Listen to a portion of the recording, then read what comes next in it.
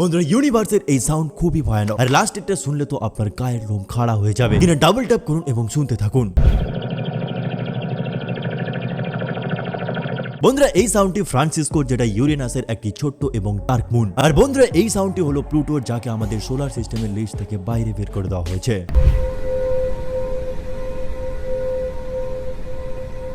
আর এটা হলো সোলার সিস্টেমের সব থেকে বড় মুন গ্যানিমিডের আওয়াজ।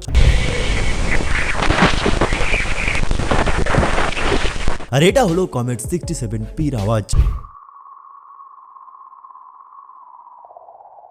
এবং সবার শেষে শুনুন স্যাটার্নের মুন মিমাসের এই ডিপ্রেসিং সাউন্ড।